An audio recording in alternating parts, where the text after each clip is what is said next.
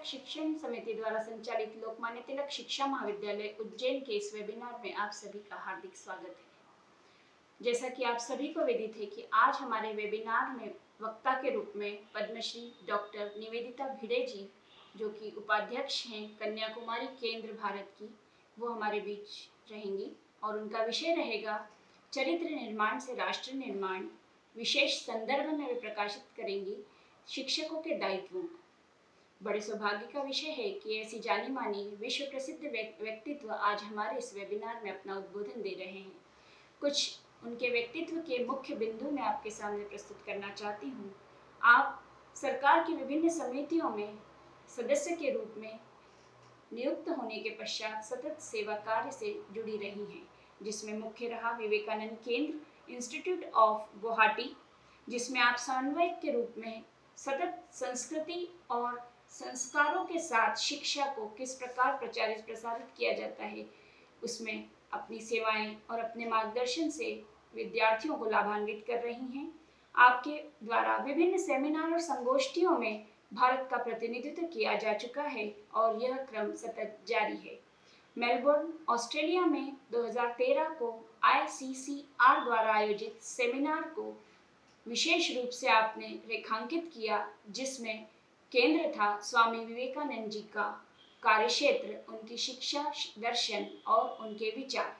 इसी के साथ आपने यूनेस्को के एशिया पैसिफिक 1999 में ऑस्ट्रेलिया में आयोजित अंतर्राष्ट्रीय शिक्षण समिति द्वारा संचालित शैक्षिक संगोष्ठी को भी विषय विशेषज्ञ के रूप में अपना प्रतिनिधित्व देते हुए भारत की शिक्षा प्रणाली को बहुत ही सटीक तरीके से पूरे विश्व के सामने प्रस्तुत करने का प्रयास किया। आपके द्वारा समय समय पर जिन समितियों द्वारा सेवाएं दी गई, उनमें मुख्य रही रक्षा मंत्रालय द्वारा गठित हिंदी सलाहकार समिति। 2015 से 2019 तक आप इसमें कार्यरत रहीं। उसके बाद मध्य प्रदेश सरकार द्वारा संचालित राज्य आनंद संस्थान, जिसमें 2013 से 2018 तक आपने सदस्य के रूप में अपनी समर्पित भूमिका का निर्वहन किया। साथ ही NCTE में आपने अपना शिक्षक प्रशिक्षण संस्थानों को किस तरह संचालित होना चाहिए, उनका कार्यशैली कैसी होनी चाहिए, उनके अंतर्गत आने वाले समस्त प्रशिक्षण के बिंदुओं को किस तरह रेखांकित किया जाना चाहिए, इसे आपने 1999 से 2000 तक बहुत ही सटीक तरीके से प्रस्तुत करने का प्रयास किया। आपकी संप्रेषण कौशल जिस तरह सभी को आकर्षित करता है, उसी प्रकार आपकी लेखनी भी समाज को एक दिशा निर्देशित करने का प्रयास करती है और माध्यम में आपके द्वारा प्रस्तुत की गई 15 पुस्तकें जो ये दर्शाती हैं कि एक विचारक के विचार जब रेखांकित होते हैं कलमबद्ध रूप से, तो वो समाज को सटीक रूप से आत्मसात करने के लिए प्रेरित करते हैं। और आत्मसात करने से जो व्यक्ति प्रेरित होता है, वो ये दर्शाता है कि हमने जो विचार सुने पढ़े, उन विचारों की हमारे जीवन में, हमारे राष्ट्र जीवन में क्या महत्वपूर्ण भूमिका हो सकती है। ये सटीक प्रयास आपकी पुस्तकों से सदैव पाठकगणों को मिलता रहा है। आपने राष्ट्रीय और अंतर्राष्ट्रीय संगोष्ठियों में विभिन्न आलेख प्रस्तुत किए हैं, जिनका मुख्य केंद्र रहा है शिक्षा, संस्कार, शिक्षक, प्रशिक्षणार्थी, विद्यार्थी और पाठ्यक्रम। यह हमारे देश के आधार माने जाते हैं, जिसमें आपके विचार इस प्रकार परिणित किए जाते हैं कि चरित्र निर्माण की इस प्रक्रिया में एक मार्गदर्शन सदैव हमारे बीच उपलब्ध रहता है। आपने अमेरिका, ऑस्ट्रेलिया के साथ ही अनेक IIT में भी अपने व्याख्यान दिए हैं और उन व्याख्यानों में आपका मुख्य केंद्र रहा है व्यावसायिक वृत्ति के द्वारा किस प्रकार राष्ट्र की आवश्यकताओं को पूरा किया जा सकता है। राष्ट्र के प्रति अपने दायित्वों का बोध रखते हुए आपके कार्यों को भारत सरकार द्वारा पुरस्कार भी किया गया है। सबसे प्रमुख आपको जिस पुरस्कार से सम्मानित किया गया है, 2019 में आपको पद्मश्री से सम्मानित किया गया है। ये हमारे भारत के सभी देशवासियों के लिए गौरव की बात है कि निवेदिता जी पद्मश्री प्राप्त आज हमारे बीच वक्ता के रूप में उपस्थित हैं। साथ ही आपको 2019 में शिक्षा भूषण की उपाधि से भी सम्मानित किया गया है। आपका व्यक्तित्व इस प्रकार वंदनीय, स्मरणीय और आत्मसात करने योग्य है। इसको देखते हुए 2005 में वंदनीय सरस्वती ताई आपटे पुरस्कार, जो कि जीवन विकास परिषद ठाणे मुंबई द्वारा प्रदान किया गया है। ऐसे समर्पित व्यक्तित्व जिनके कार्य, विचार, प्रयास चरित्र निर्माण से राष्ट्र निर्माण की ओर हम सभी को प्रेरित करते हैं, ऐसे वक्ता को मैं सादर आमंत्रित करती हूँ। नमस्ते। लोकमान्य तिलक शिक्षा महाविद्यालय की तरफ से आज का यह विषय लेकर हमारा चिंतन मंथन होने वाला है, चरित्र निर्माण से राष्ट्र निर्माण। लोकमान्य तिलक शिक्षा समिति या शिक्षा परिवार के सारी जो अलग अलग प्राथमिक विद्यालय से लेकर डिग्री शिक्षा महाविद्यालय तक जो सारी 7 इकाइयाँ हैं, इन 7 इकाइयों में इस पर जोर दिया जाता है कि यहाँ से चरित्र निर्माण हो, जिससे हम राष्ट्र निर्माण करने में सक्षम बने। और उनके स्वभाव के अनुसार उन्होंने सही विषय चुना हुआ है और इस पर सतत जोर देने के कारण ही है कि हम देखते हैं कि यह जो शिक्षा महाविद्यालय है उसको स्थायी संबद्धता विक्रम विश्वविद्यालय से प्राप्त हुई है और पूरे मध्य प्रदेश में ही 50 वर्षों से जो चला आ रहा है, ऐसा ये प्रथम शिक्षक महाविद्यालय है। क्योंकि अच्छा कार्य तभी होता है जब उसमें त्याग हो। जो भी उसमें कार्य करते हैं वो त्याग की भावना से करते हैं, यानी अपना कुछ देकर काम करते हैं। और ऐसा यह शिक्षक महाविद्यालय लोकमान्य तिलक शिक्षा समिति के वो जो सारे पदाधिकारी है वो सारे ऐसा ही बिना कुछ वेतन लेते हुए इस कार्य में लगे हैं और इसीलिए हम देखते हैं कि इस कार्य की अच्छी पहचान है और इसीलिए बार बार शायद वे जो ध्येय है वो ध्येय के अनुसार विषयों का चिंतन मनन का आयोजन करते हैं।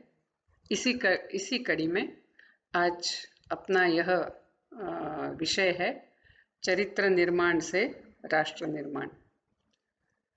ये विषय जैसे मुझे उन्होंने बताया तो मुझे एक मराठी गीत याद आया।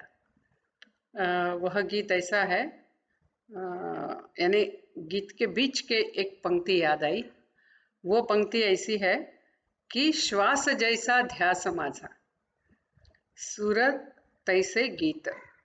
यानी मेरी हर सांस जिस विचार को लेकर चल रही है उसके अनुसार मेरे जीवन का ध्यास पक्का होगा। यानी ध्यास के अनुसार मेरा श्वास होगा, लेकिन सुर के अनुसार मेरा गीत होगा। यानी मेरे जीवन का सुर क्या है, हर एक स्वर क्या है, उससे मेरे जीवन का संगीत निश्चित होगा। उसी प्रकार हम अपना जीवन कैसा गढ़ रहे हैं, हर व्यक्ति अपना जीवन कैसा गढ़ रही है, उससे ही राष्ट्र के चारित्र्य की पहचान होती है।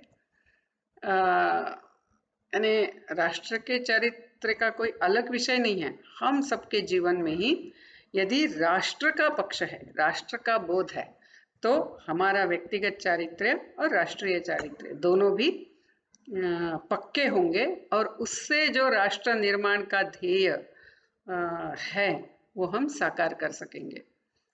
तो अभी इसमें जैसे ही हम चरित्र निर्माण करते हैं, मूल्य शिक्षा आ जाती है, फिर मूल्यों की चर्चा होती है कि अपने जीवन में कौन से मूल्य होने चाहिए। और ये ठीक है, यानी ये तो होना है, लेकिन मूल्यों की एक बात है जो हमने बहुत अच्छी तरह से समझनी है कि अपने में मूल्य कोई विशेष नहीं है। यानी जिस मूल्य का हम पालन करना चाहते हैं उसका एक संदर्भ होता है। वो संदर्भ यदि हम खो देते हैं और सिर्फ किसी मूल्यों के गुणों के पीछे पड़ जाते हैं कि मेरा जीवन ऐसा है ना ऐसा, ऐसे यदि जाते हैं तो जैसा स्वतंत्र वीर सावरकर कहते थे वैसी सद्गुण विकृति हमारे जीवन में दिखेगी। यानी अपने स्वयं के जीवन में भी दिखेगी और यदि हम राष्ट्र का नेतृत्व कर रहे हैं, राष्ट्र के लिए किसी विशेष क्षेत्र में काम कर रहे हैं, तो वहाँ भी सद्गुण विकृति से ही हमारा व्यवहार होगा, क्योंकि उन मूल्यों का जो पालन करना है वो दर्शन के, जीवन दर्शन के संदर्भ में होता है। मूल्यों का पालन ये जीवन दर्शन के कॉन्टेक्स्ट में होता है, यानी मूल्य हमेशा दार्शनिक होते हैं। मूल्य अपने में ऐसा कुछ नहीं है, यानी जैसे उदाहरणार्थ समझिए कि पाकिस्तान भी कहता है कि उदाहरणार्थ बता रही हूँ मैं कि हम भाईचारे की बात करते हैं, ठीक है, भारत भी कहता है, बाकी भी देश कहते हैं, लेकिन आप ये जो भाईचारा भाईचारा विश्व बंधुत्व ब्रदरहुड ये जो कह रहे हैं, उसकी व्याप्ति क्या है, उसकी प्रैक्टिस क्या है, ये कैसे समझेगा? तो आपका जीवन दर्शन क्या है इससे समझेगा। तो मेरा भाईचारा यदि जो मेरे जैसे ही भगवान की प्रार्थना करते हैं, मैं जिस भगवान की प्रार्थना करता हूँ उसी भगवान की प्रार्थना करते हैं, ऐसा यदि मेरा दर्शन है कि बाकी अन्य भगवान की प्रार्थना नहीं करनी है, तो मेरा भाईचारा, मेरा बंधुत्व का पालन जो जीवन में है, बंधुता का पालन जो है, वो सिर्फ उनके ही लिए रहेगा जो मेरे पंथ के हैं, बाकी लोगों के लिए नहीं रहेगा। लेकिन यदि जैसे भारत का जीवन दर्शन है जो ईश्वर सर्वत्र देखता है, तो हम भी भाईचारे की बात कर रहे हैं, लेकिन उस भाईचारे का पालन कहाँ होगा? वो पूरे विश्व को व्याप्त करने वाला होगा। इसीलिए हम कहते हैं ना कि सर्वे भवन्तु सुखिनः। हम ऐसा नहीं कहते हैं कि सर्वे भारतीयाः भवन्तु सुखिनः। हम ऐसा भी नहीं कहते हैं कि सर्वे मानवाः भवन्तु सुखिनः। हम कहते हैं सर्वे भवन्तु सुखिनः। यानी इस सृष्टि में जो भी कोई है, हर अपने अपने स्वभाव में सुखी हो, अपने अपने जीवन के यात्रा में सुखी हो, आगे जाए, ऐसी प्रार्थना है वो। यानी हर एक के भले की, कल्याण की प्रार्थना। क्यों आई? ये बंधुत्व इतना व्यापक क्यों है? क्योंकि अपना दर्शन ऐसा व्यापक है। हम अपना जीवन दर्शन जो है, जो एकात्म जीवन दर्शन है, सर्वत्र एक ही चैतन्य को देखने वाला है। इसीलिए हमारी भाईचारे की संकल्पना बोलने के लिए मूल्य का, यानी वो शब्द जो है वो एक है, लेकिन उसका जो पालन है, उसकी जो व्याप्ति है, उसका जो अर्थ है, ये दर्शन के अनुसार बदलता है। और इसीलिए जब हम चरित्र निर्माण की बात करते हैं, बच्चों के जीवन में अच्छे मूल्य हम दें, हमारे जीवन में अच्छे मूल्य हो, ऐसा यदि हमारा प्रयास है, तो हमें अपने संस्कृति का, अपने राष्ट्र का दर्शन पता होना है, और उसके संदर्भ में इन जीवन मूल्यों का पालन कैसे करना, ये हमें सिखाना है। तो ऐसा जब हम कहते हैं तो अपने राष्ट्र का दर्शन क्या है? तो जैसा कि हम जानते हैं कि यह राष्ट्र, भारत राष्ट्र जो है, यह सांस्कृतिक राष्ट्र है। यानी राजकीय दृष्टि से कभी वो एक था, कभी नहीं था, लेकिन भारत करके जो है वो वेद काल से है। वेद काल में भी इसकी ऐसा वर्णन है कि ये जो माँ है, इसके अनेक बच्चे हैं जो अलग अलग वेश पहनते हैं, जिनकी भाषा अलग अलग है, लेकिन ये सारे एक माँ के पुत्र है। तो विविधता तो है इस देश में, लेकिन उस विविधता के परे जाते हुए हम सबको जोड़ने वाला सूत्र, इसके ऊपर भी इस राष्ट्र में हमने ध्यान दिया। सिर्फ राष्ट्र के अंदर ही क्यों, तो इस पूरे विश्व को ही समझने का जो प्रयास हमारे ऋषि मुनियों ने किया, तो उसमें हमारे ऋषि मुनि कहते हैं कि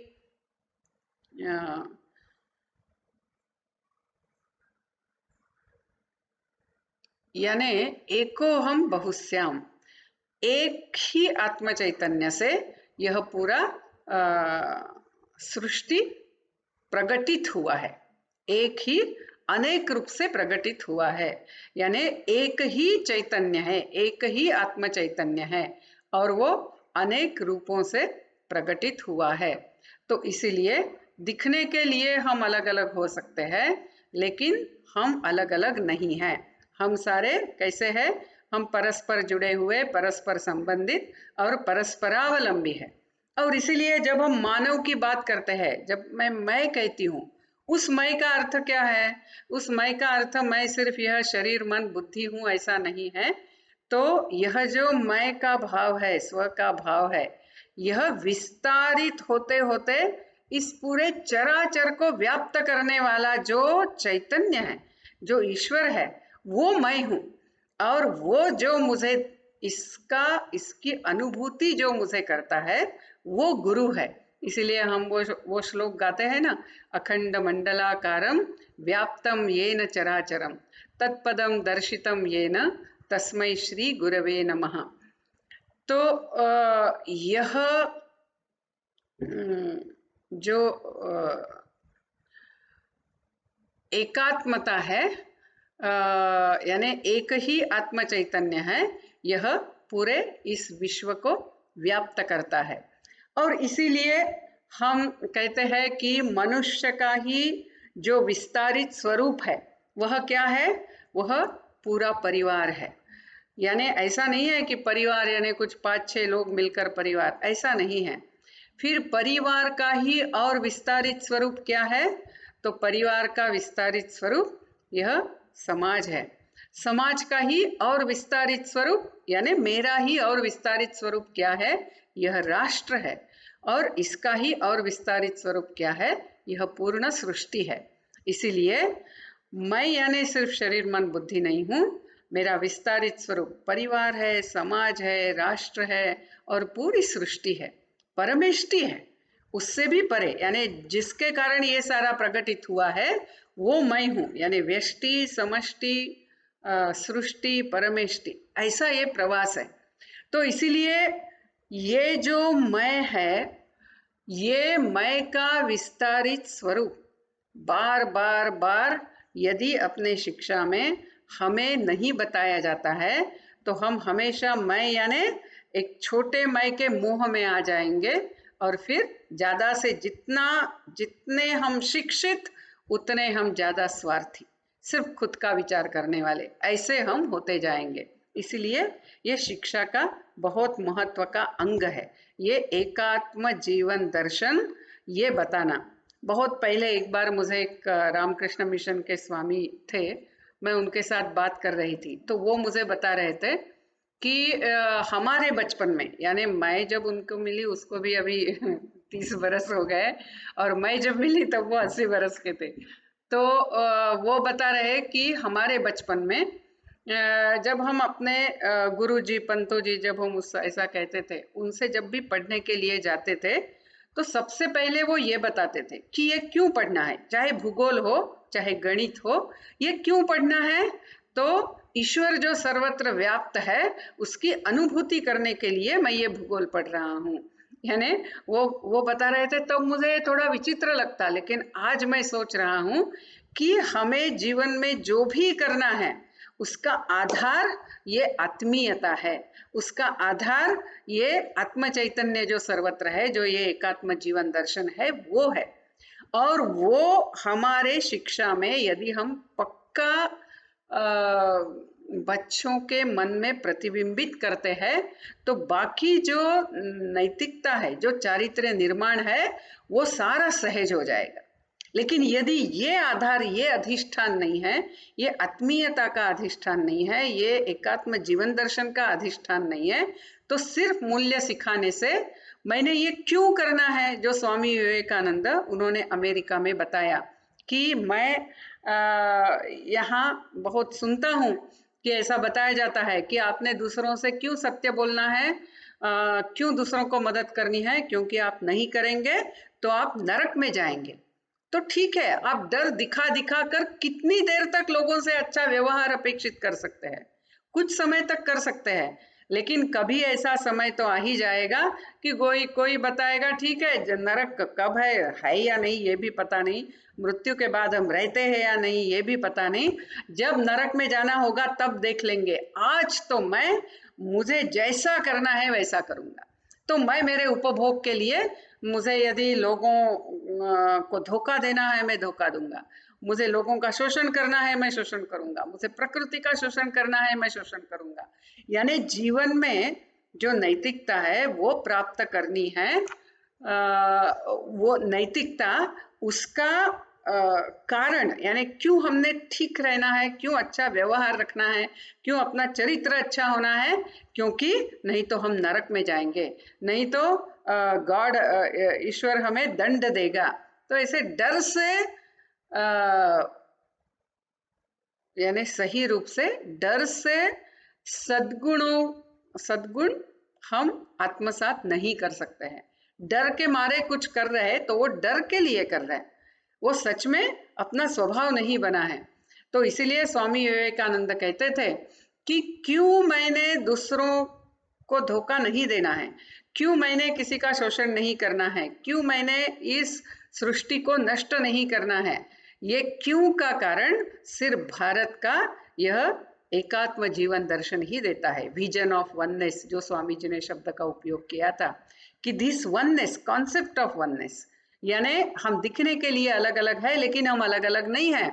इसीलिए मैं यदि दूसरों को धोखा दे रहा हूं तो मैं दूसरों को धोखा दे रहा हूं नहीं, मैं खुद को भी धोखा दे रहा हूं। मैं यदि सृष्टि का शोषण कर रहा हूं, सृष्टि को नष्ट कर रहा हूं, तो कभी ना कभी ये मानव भी नष्ट होने वाला है। ये हमारी अनुभूति भी है। यानी अभी आज हम इसमें तो पढ़ा ही रहे हैं पर्यावरण शिक्षा में कि हमारे लिए पेड़ आवश्यक है, नदी आवश्यक है, सब कुछ आवश्यक है, हम सब परस्पर जुड़े हुए हैं, यदि पेड़ कट जाते हैं तो मनुष्य का जीवन भी खतरे में है, ये सब पढ़ाते हैं। लेकिन परस्पर व्यक्ति के साथ का व्यवहार भी ऐसा होना है कि यानी मैं जो चाहती हूँ वही मैंने दूसरे के साथ व्यवहार करना है। यानी क्यों दूसरे को धोखा नहीं देना है, क्योंकि मैं दूसरों को धोखा देती हूँ तो कहीं ना कहीं मैं अशांति को प्राप्त करती हूँ, यानी मैं अशांत हो जाती हूँ। इसका उदाहरण हम सब जानते हैं। जैसे उदाहरणार्थ अपने जीवन में कभी भी हमें किसी को कुछ बताना है, ठीक है, लेकिन हम वो अच्छी तरह से नहीं बताते हैं, या कभी हमने जो नहीं बोलना है वो भी हमने बोल दिया, हमें पता है कि मैं ऐसा बोलने से उसको दुख होगा, लेकिन फिर भी मैं वो बोल देती हूँ क्योंकि मुझे गुस्सा आया है या मुझे जो भी एक अंदर उद्वेग आया है उसके प्रतिसाद में मैं ऐसा व्यवहार कर देती हूँ। तो मैंने जो नहीं बोलना चाहिए था वो मैंने बोल दिया, जो कुछ बताना था वो सही ढंग से न बताते हुए जानबूझ के उसको तकलीफ हो ऐसे बताया, तो बाद में हमें भी अंदर बार बार वही विचार आता है, हाँ उसको ऐसे बताना ही चाहिए था, क्योंकि वो हमेशा ऐसा करता है।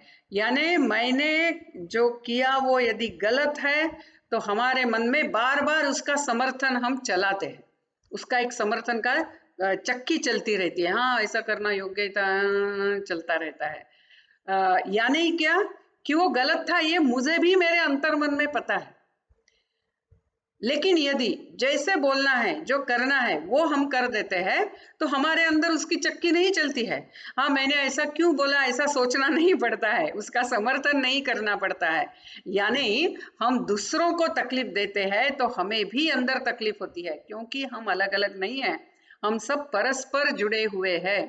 तो यह पहली बात, यह जो आत्मीयता है कि हर, इसीलिए सबके साथ आत्मीयता से व्यवहार करना, अपने परिवार के साथ, अपने मित्रों के साथ, अपने सहयोगियों के साथ, अपने पड़ोसियों के साथ, समाज में अपने लोगों के साथ, इस निसर्ग के साथ, सबके साथ आत्मीयता का व्यवहार करना, यह पहला एकात्म जीवन दर्शन।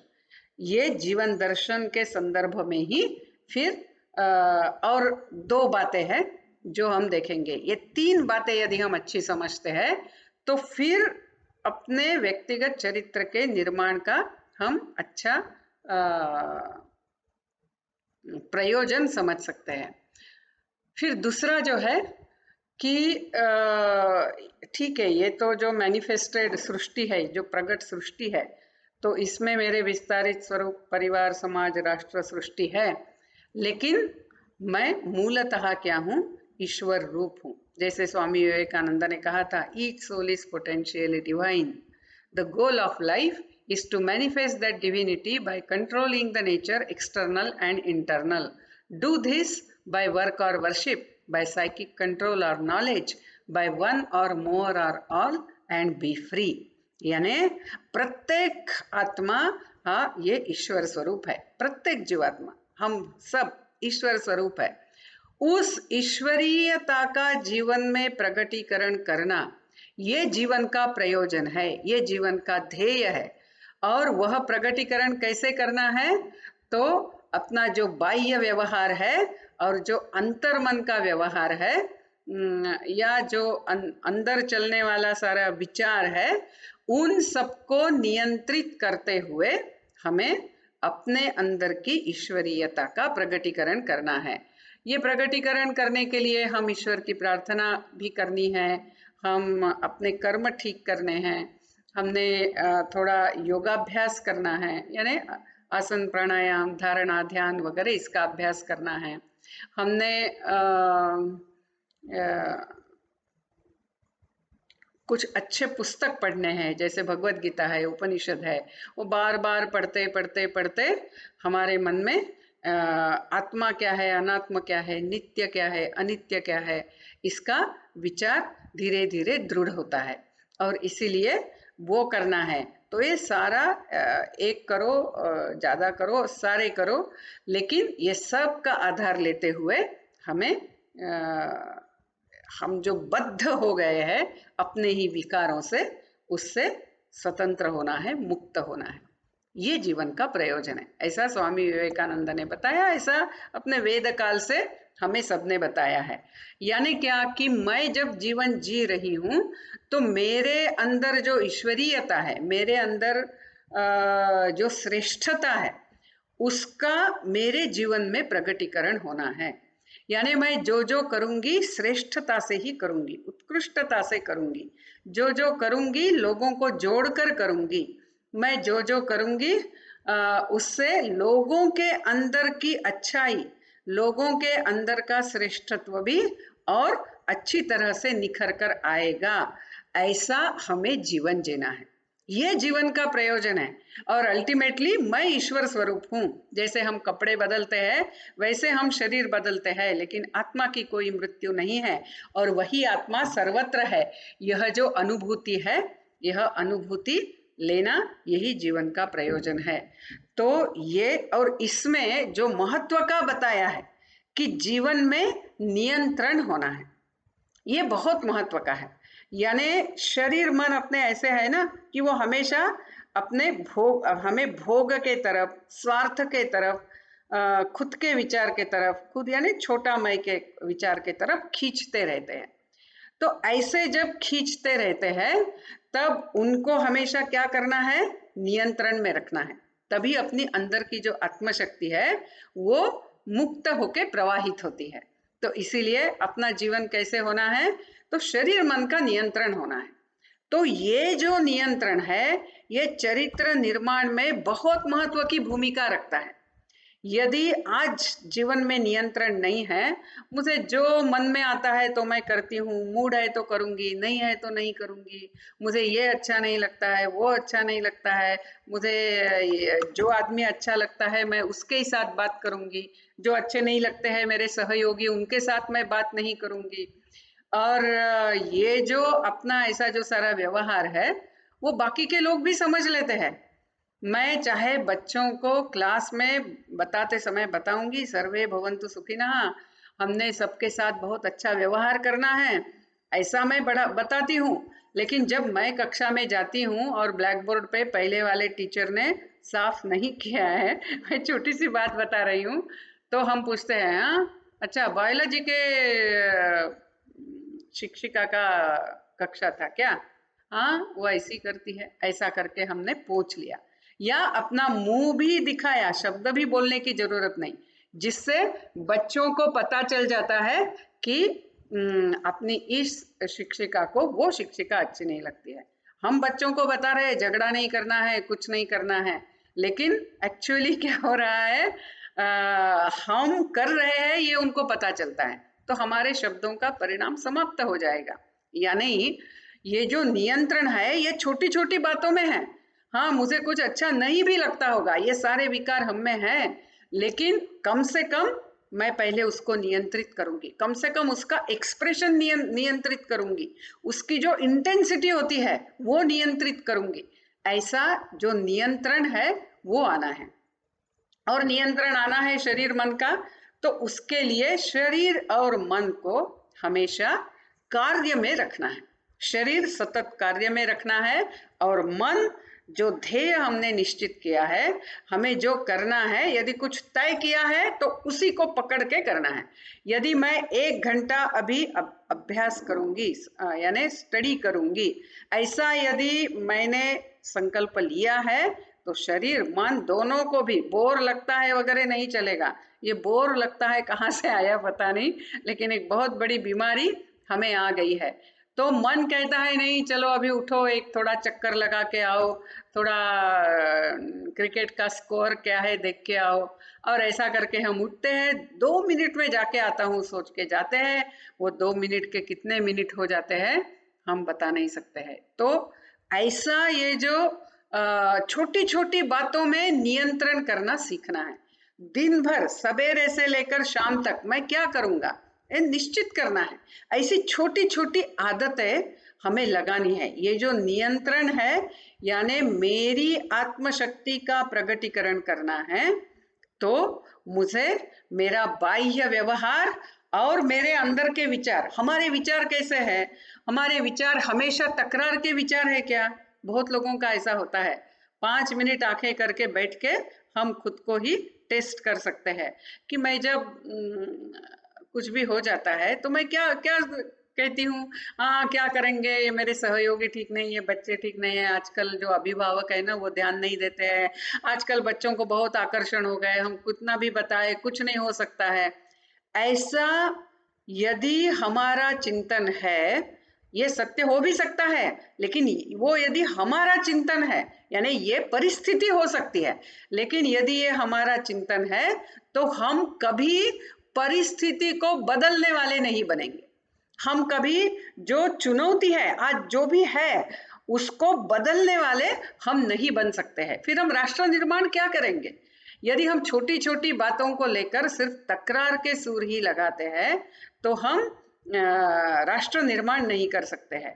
तो इसीलिए मेरे विचार, उदाहरणार्थ मेरे मन में तकरार के विचार आने लग गए कि हाँ ये ऐसा है वो ऐसा है, तो तुरंत खुद को रोकना है। ठीक है, वो जैसा है वैसा है, तुम इसमें क्या कर सकती हो, तुम इस परिस्थिति को कैसे बदल सकती हो, ये विचार करो। हमने स्वयं खुद को तुरंत बताना है। तकरार में अपने विचार नहीं जाने हैं, मैं क्या कर सकती हूँ, यहां से शुरुआत करनी है, तभी अंदर की शक्ति का प्रकटीकरण होता है। ये ऐसा है वो ऐसा है वो ऐसा है, ऐसा कितना भी बोलने से ईश्वरीय शक्ति का प्रकटीकरण नहीं हो सकता है। इसीलिए स्वामी विवेकानंद कहते थे कि पूरी जिम्मेदारी अपने कंधों पे लीजिए। तो ऐसी पूरी जिम्मेदारी अपने कंधों पर लेकर कार्य करने का स्वभाव बनना है कि हाँ ऐसा है, मेरे स्कूल के बच्चे बहुत गरीब घर से आते हैं, उनको घर में कोई मदद करने वाला नहीं है तो ठीक है, मैं मेरा रोज आधा घंटा ऐसे बच्चों के लिए निकालूंगी। जब विद्यालय समाप्त होता है जीवन का आधा घंटा दूंगी, लेकिन कितने सारे बच्चों का जीवन बदल जाएगा। और देखिए उससे जो समाधान आएगा, कभी वो बच्चा ढूंढते हुए आता है काफी बरसों के बाद और वो कहता है कि ऐसी कोई जरूरी नहीं थी कि मेरी शिक्षिका मुझे बाद में अलग से बुलाकर पढ़ाए, लेकिन उन्होंने बस 1-2 महीना किया और मुझे सारा सरलता से समझने लग गया। और सच में ये 1-2 महीने ही करने की बात होती है, लेकिन ये ऐसा यानी अपनी कृति, बाह्य कृति और अंतर विचार, इनको नियंत्रित हम करते हैं, योग्य दिशा में रखते हैं, तो अपने अंदर की सारी शक्तियों का प्रकटीकरण होता है। तो ये दूसरी बात। तीसरी बात है, बहुत महत्व की है, हम यदि राष्ट्र निर्माण करना चाहते हैं तो ये राष्ट्र का प्राण क्या है पता है? स्वामी विवेकानंद ने कहा था ये राष्ट्र का प्राण धर्म है। यदि धर्म हमारे जीवन में है तो ये राष्ट्र ठीक रहेगा। ये श्री अरविंदो को भी उनका उत्तर पारा स्पीच आपने पढ़ा होगा कि जब वो अलीपुर जेल में थे और उस जेल में उनको स्वामी विवेकानंद ने उनको योग सिखाया और फिर उनको भगवान श्री कृष्ण के दर्शन हुए और उसके बाद जब वो छूट कर जब बाहर आए तब उत्तर पारा में उनका एक भाषण रखा था और उस भाषण बहुत सुंदर भाषण है। ये सारे शिक्षकों ने पढ़ने जैसा भाषण है, बहुत सुंदर है। यानी अपने राष्ट्र का आधार हमें उसमें पता चलता है। तो उसमें वो कहते हैं कि जब जब ये राष्ट्र ऊपर उठा है इसका मतलब सनातन धर्म ऊपर उठा है। और सनातन धर्म यानी पहले मैं समझता था कि राष्ट्रीयता यानी राष्ट्र के लिए कार्य करना ये मेरा धर्म है। आज मैं समझता हूं कि धर्म का पालन करना ये अपनी राष्ट्रीयता है। तो ये धर्म क्या है? अभी दुर्दैव से अपने देश में हमने धर्म का एक तो अर्थ क्या कर दिया, रिलीजन कर दिया। तो इसीलिए हम बोलते हैं क्रिश्चियन धर्म, मुस्लिम धर्म, हिंदू धर्म, और इससे बहुत सारा कंफ्यूजन खड़ा कर दिया। दूसरा हमने सेक्युलरिज्म का अर्थ धर्मनिरपेक्ष कर दिया, इसलिए धर्म को जीवन के पास ही नहीं आने देना है, ऐसा हो गया। एक्चुअली इस राष्ट्र का तो प्राण धर्म है और धर्म ही यदि हमारे जीवन में नहीं है तो हमारा चरित्र निर्माण क्या होगा, ये राष्ट्र का निर्माण क्या होगा। दूसरा हमने धर्म का अर्थ और संकुचित कर दिया। हमने धर्म यानी क्या, पूजा पाठ करना, व्रत करना, तीर्थ यात्रा में जाना, मैं 5 दिन बिना नमक का खाना खाऊंगी। अरे ये बहुत बड़ी धार्मिक है, ये ना बिना नमक का खाना खाती है, पूरा श्रावण मास ये बिना नमक का खाना खाती है। अरे ठीक है, वो बिना नमक का खाना खाती होगी, लेकिन उससे राष्ट्र के लिए क्या, उससे समष्टि का क्या? सिर्फ बिना नमक का खाना खा रहे इसीलिए धर्म हो गया, एक व्रत का पालन किया, ऐसा नहीं है। यानी ये करना नहीं है ऐसा मैं नहीं कह रही हूँ, ये जरूर करना है। ये इसलिए करना है कि अपनी आत्मशक्ति बढ़े और धर्म पालन करने के लिए जो शक्ति लगती है वो शक्ति हम प्राप्त करें। लेकिन ये करना यानी धर्म नहीं है। मैं 2-2 घंटा पूजा करती हूँ, मैं रोज 1 घंटा जप करती हूँ, मैं हर सोमवार, गुरुवार और शनिवार मैं दोपहर का खाना नहीं खाती हूँ, वगैरह वगैरह वगैरह। ये सारा अपनी इच्छा शक्ति बढ़ाने के लिए है, लेकिन वो हम नहीं बढ़ाते हैं और मैं ये करती हूँ और मुझे लगता है मैं बड़ी धार्मिक हूँ, तो कहीं ना कहीं हमने धर्म को बड़ा संकुचित कर दिया है। तो इसीलिए धर्म को हमें समझना है और धर्म वापस हमारे जीवन में आना है, उसी को हम अभी थोड़ा देखने का प्रयास करेंगे।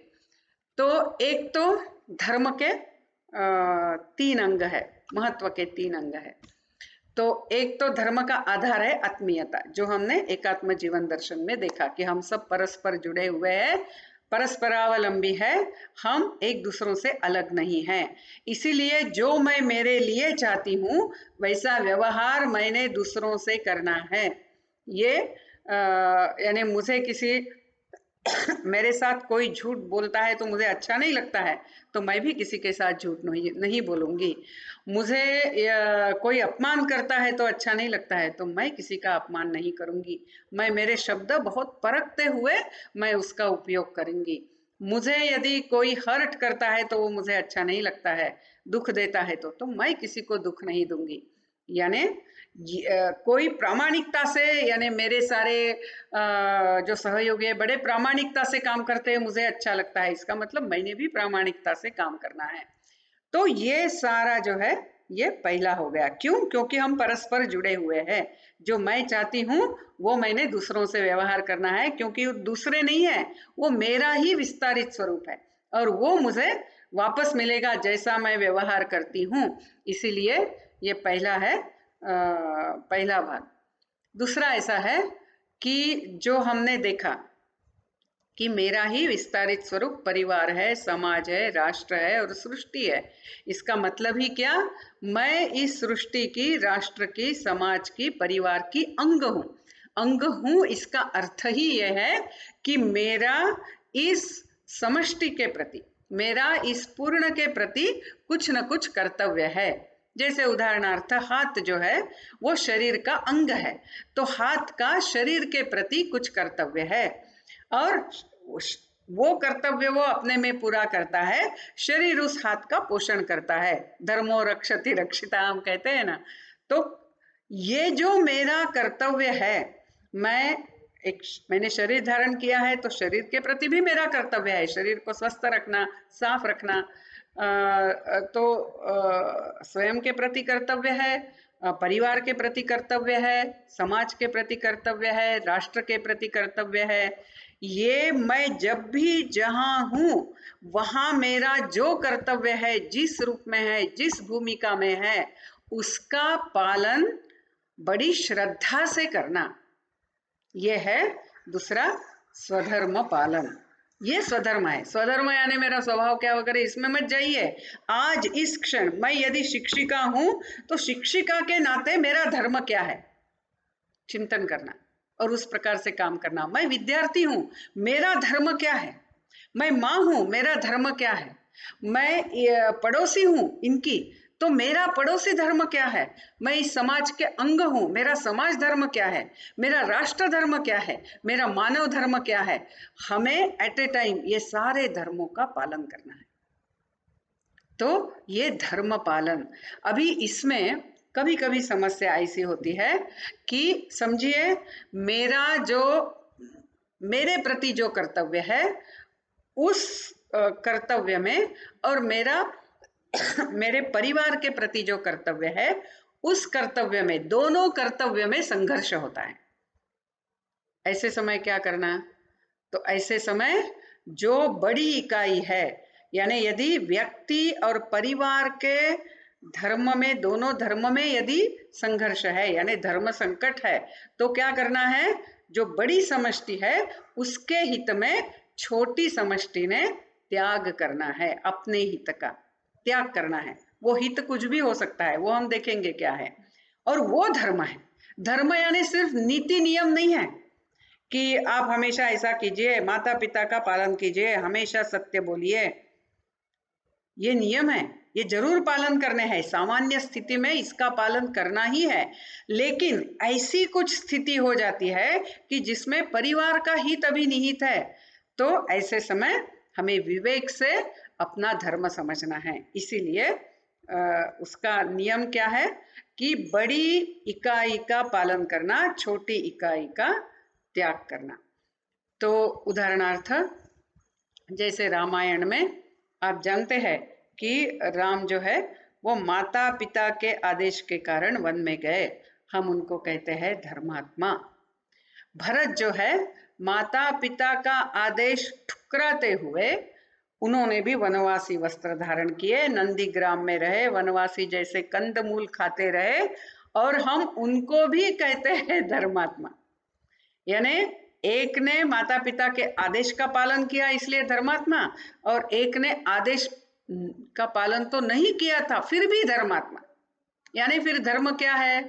तो राम ने माता पिता के आदेश का पालन किया क्योंकि राम को पता था आज कैकेयी बुलाने आई है वन में, लेकिन मन में आया हुआ किंतु अपने परिवार के जो सदस्य होते हैं इतना जल्दी जाता नहीं है, इसीलिए उन्होंने निर्णय लिया मैं वन में जाऊंगा ही, क्योंकि मेरे पिता का वचन का पालन करना है। वो वन में गए। भरत जो है वो राजा बने नहीं। क्यों?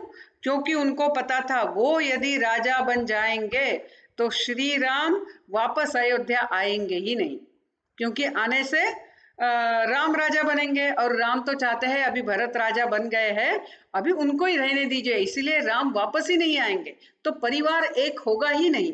और भरत तो ऐसा नहीं चाहते थे कि कौशल्या हमेशा के लिए अपने पुत्र से बिछड़ी रहे, और इसीलिए वो राजा नहीं बने।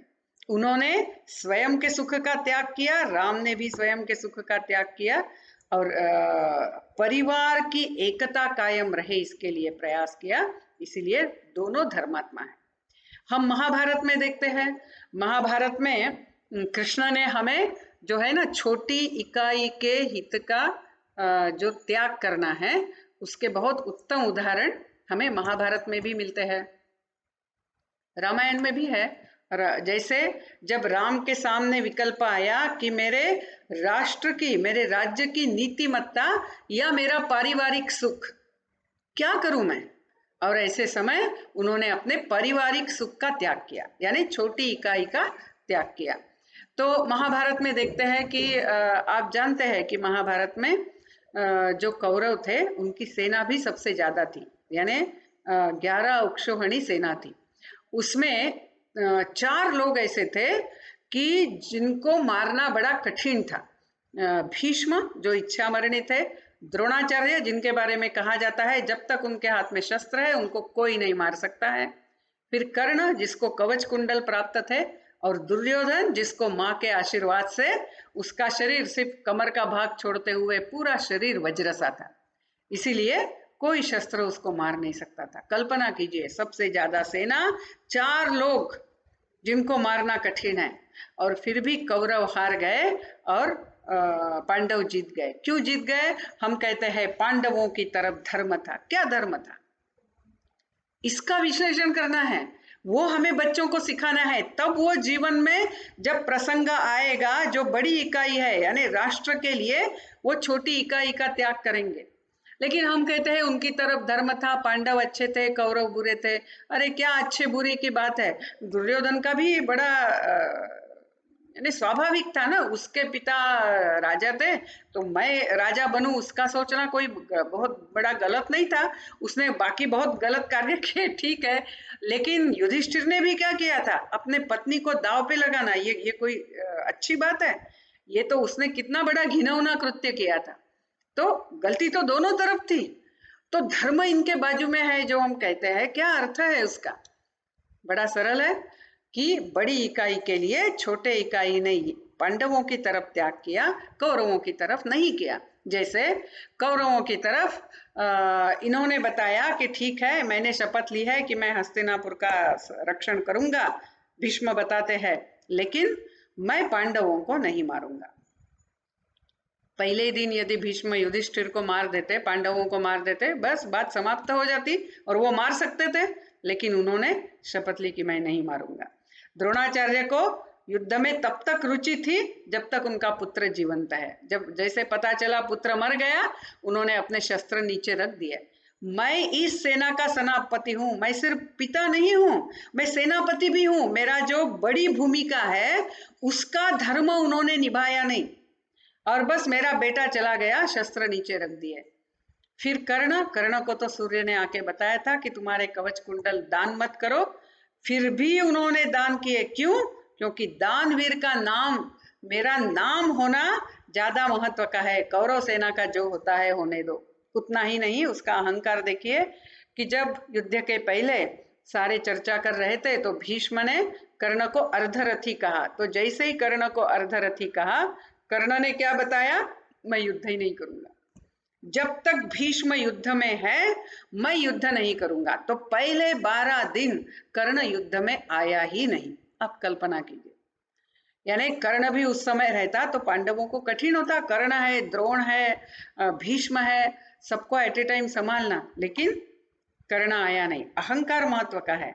फिर दुर्योधन का देखिए कि दुर्योधन सारे मर गए, दुर्योधन जाके उस तालाब में छिप गया, और फिर युधिष्ठिर अपने चारों भाई और कृष्ण के साथ उसको ललकारने वहां गया, और युधिष्ठिर ने कहा आओ हमारे साथ युद्ध करो, जब तक तुम हारते नहीं हो युद्ध निर्णायक नहीं होगा।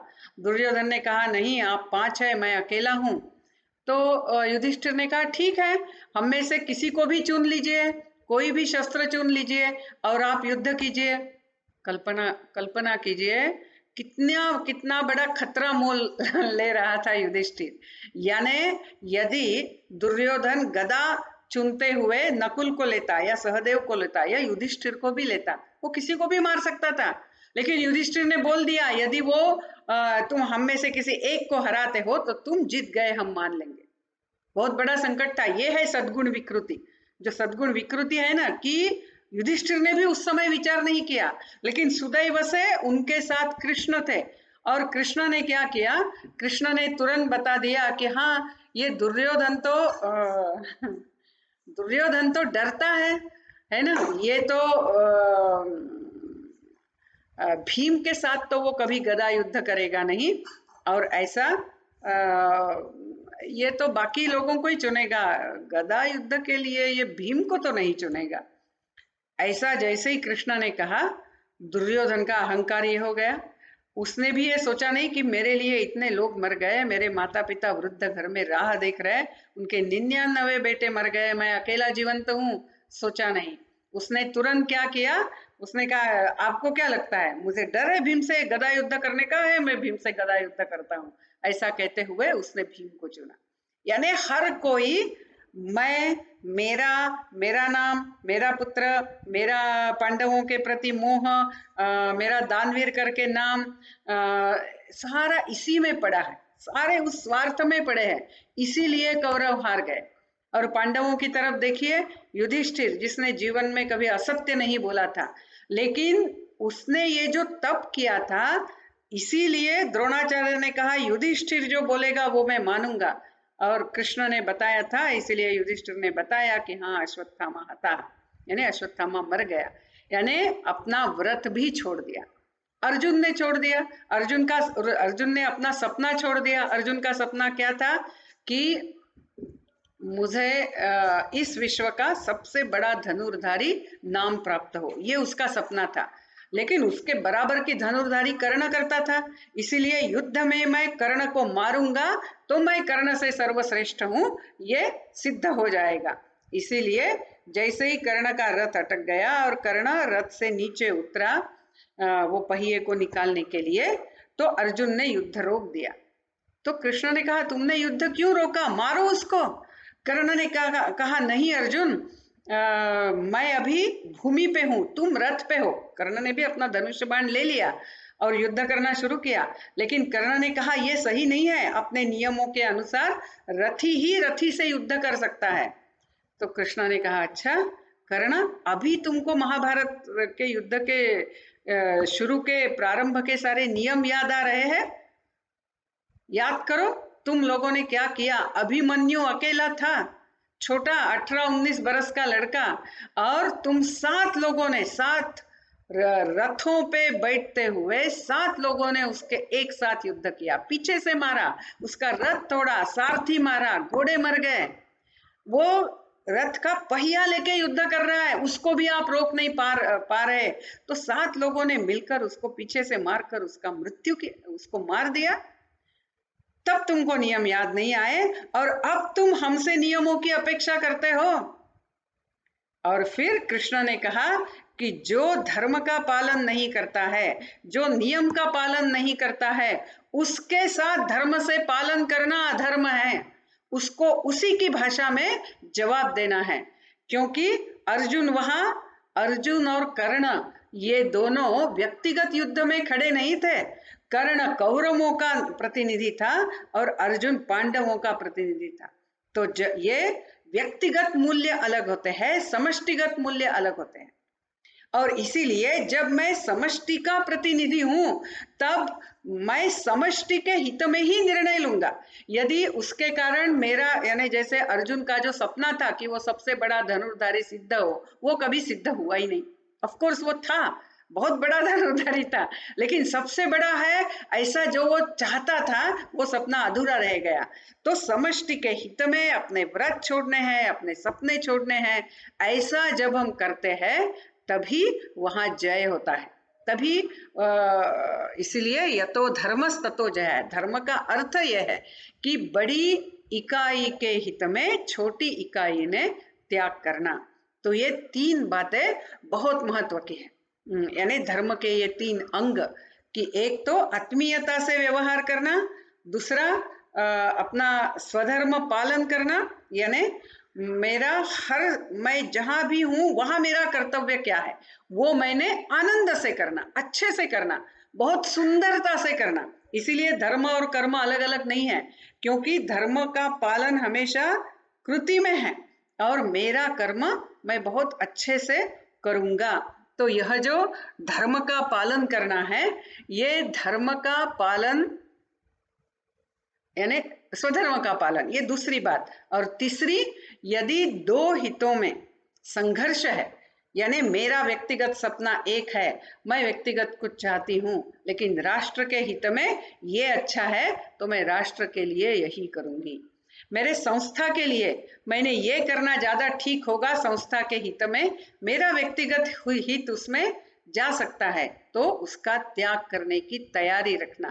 समष्टि हित में खुद का त्याग, खुद का त्याग यानी उसमें खुद के सपनों का त्याग, व्रतों का त्याग, नाम का त्याग, अपने हित का त्याग, कुछ भी हो सकता है। तो ये त्याग करने की तैयारी, ये धर्म है। और ऐसा धर्म यदि हम अपने बच्चों को पढ़ाते हैं, सिखाते हैं, ये अपने घर घर में होना है, ये अपने शिक्षा संस्थानों में होना है, या ऐसी यानी ये धर्म का अर्थ ऐसा आत्मसात होकर, तो कल्पना कीजिए कि हम जहां भी है हम अपने कर्तव्य का पालन बहुत अच्छी तरह से करेंगे। दूसरा, हम जो भी काम करेंगे बहुत अच्छा से करेंगे और हमेशा हम समष्टि के हित में कार्य करेंगे। यानी मैं जो भी करता हूँ वो समष्टि के हित में होता है, मेरे आत्मविकास में लाभदायक होता है। ये बात हमें बच्चों को सिखानी है। एक बार ये तीन संदर्भ, तीन यानी एकात्म जीवन दर्शन, दूसरा यानी जीवन का हेतु क्या है, ईश्वरीयता का प्रगटीकरण करना, और तीसरा धर्म पालन, फिर धर्म के तीन अंग। तो ऐसे ये तीन यदि पैरामीटर्स पक्के करते हैं या कोऑर्डिनेट्स पक्के करते हैं, तो उसके अंदर फिर अपना व्यवहार क्या करना, कौन से गुणों को हमने धारण करना, अपना चारित्र्य कैसे गढ़ना, ये फिर हमें अच्छी तरह से समझ में आएगा। फिर सद्गुण विकृति नहीं आएगी। फिर हम अपने बच्चों को जो भी जीवन चरित्र पढ़ाते हैं, चाहे हम रामायण बता रहे, महाभारत बता रहे, हम शिवाजी छत्रपति शिवाजी महाराज का जीवन चरित्र बता रहे हैं, महाराणा प्रताप का बता रहे हैं, हम लोकमान्य तिलक का जीवन बता रहे हैं, उसका भी हम विश्लेषण धर्म को लेकर करना है कि क्यों वो महान थे।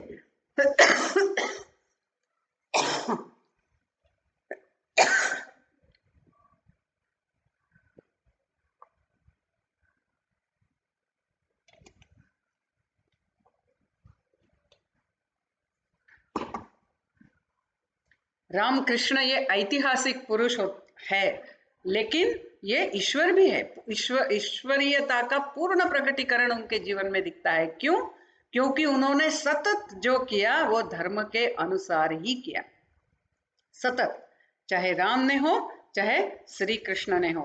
तो ऐसा ये अपनी शब्दावली हो जानी चाहिए, यानी घर में भी माँ ऐसी बोलनी है कि नहीं, ये मेरा धर्म है कि मैंने ये ठीक से करके ही मैंने बाहर जाना है, या ये मेरा धर्म है कि मेरी सास कितना भी उल्टा सीधा बात करती है, क्योंकि उनकी एज हो गई है, स्मृति चली गई है, तो भी मैं उनकी जो सेवा करनी है ये करूंगी ही, ये मेरा धर्म है।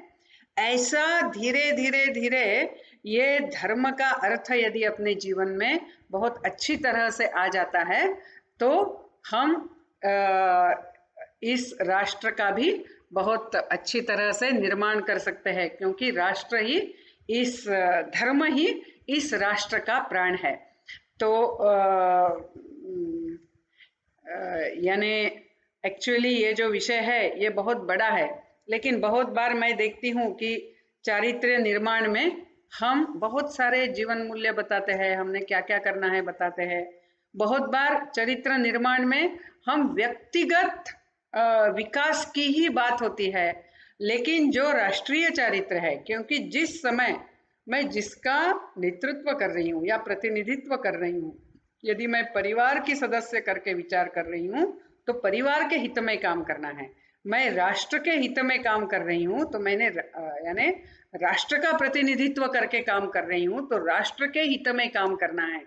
ये यदि यानी ये संदर्भ, ये परिप्रेक्ष्य यदि पक्का नहीं होता है तो जैसे यानी जैसे स्वामी विवेकानंद ने कहा था कि यदि आज हम अपने भारत का सर्वसाधारण व्यक्ति लेते हैं और बाकी किसी भी देश का सर्वसाधारण व्यक्ति लेते हैं तो हमारा चरित्र निश्चित रूप से उनसे अच्छा है, निश्चित रूप से।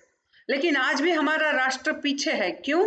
क्योंकि व्यक्तिगत रूप से हमारा चरित्र अच्छा है, लेकिन समष्टिगत मूल्य हम भूल गए हैं। तो इसीलिए धर्म में सब आता है, व्यक्तिगत ये भी आता है और समष्टि का हित भी आता है। तो हमें अपने बच्चों का यदि चरित्र निर्माण पे जोर देना है तो ये 3 बातों को ध्यान देना है। और ये 3 बातों का ध्यान देना है, एक और उसमें जो जोड़ना है कि इस राष्ट्र के प्रति निस्सीम प्रेम, क्योंकि जब प्रेम होता है त्याग सहज हो जाता है। तो यह प्रेम, यह बचपन से अच्छी अच्छी कहानियां सुनते हुए, इस राष्ट्र की विशेषता बताते हुए, यह प्रेम हम निश्चित रूप से बच्चों में कूट कूट के भर सकते हैं, या सबके अंदर होता ही है, उस प्रेम को हम जागृत कर सकते हैं। तो ऐसा हम ये करते हुए, क्योंकि अपना राष्ट्र ये साधारण राष्ट्र नहीं है, इसका बहुत बड़ा प्रयोजन है, पूरे मानव विकास में उसका बहुत बड़ा प्रयोजन है। और ऐसे समय ऐसे राष्ट्र को गढ़ना है तो हमारा जीवन भी आध्यात्मिक होना है, हमारा जीवन भी धर्म पर आधारित होना है, तभी यह राष्ट्र पूरे विश्व को मार्गदर्शन कर सकेगा। यानी राष्ट्र निर्माण अपने में एक कार्य ऐसा नहीं है, राष्ट्र निर्माण का प्रयोजन है और वो प्रयोजन पूरे विश्व को मार्गदर्शन करना है। तो ऐसा अपना नियत कार्य करने के लिए यह भारत राष्ट्र सक्षम हो और उसके लिए हमारे जीवन में धर्म आए, आत्मीयता आए और स्वधर्म पालन आए, ऐसा कहते हुए मैं समाप्त करती हूँ। फिर से लोकमान्य तिलक शिक्षा समिति के सारे पदाधिकारियों को और शिक्षा महाविद्यालय के प्राचार्य डॉक्टर पल्लवी आढ़ाव को मेरा नमस्कार और धन्यवाद बताते हुए मैं समाप्त करती हूँ। नमस्कार। धन्यवाद दीदी। आपके उद्बोधन के द्वारा चरित्र निर्माण से राष्ट्र निर्माण के मध्य शिक्षकों का दायित्व कितना महत्वपूर्ण है, इस बात को विचारों के द्वारा रोपित किया गया। लोकमान्य तिलक शिक्षा महाविद्यालय आपका हार्दिक आभार व्यक्त करता है। साथ ही आभार व्यक्त करता है प्रबुद्ध वर्ग का एवं विभिन्न विश्वविद्यालय और महाविद्यालय के शिक्षकों और विद्यार्थियों का। मैं विशेष आभार व्यक्त करना चाहूंगी विवेकानंद केंद्र कन्याकुमारी के हार्दिक जी, रचना दीदी एवं सहयोगी उमेश जी व अतुल जी का, जिनके माध्यम से अबाध्य रूप से ये वेबिनार संचालित किया जा सका। इसी के साथ मैं कृतज्ञता व्यक्त करना चाहूंगी हमारे प्रबंध समिति के समस्त पदाधिकारियों की, जिनके सहयोग और मार्गदर्शन से ये वेबिनार संपन्न किया जा सका। विशेष रूप से प्रत्यक्ष और अप्रत्यक्ष रूप से इस वेबिनार में सहयोग करने वाले प्रत्येक व्यक्ति का मैं आभार व्यक्त करना चाहूंगी, जिन्होंने समय समय पर हमें अपना सहयोग देकर इस वेबिनार को संपन्न किया। धन्यवाद।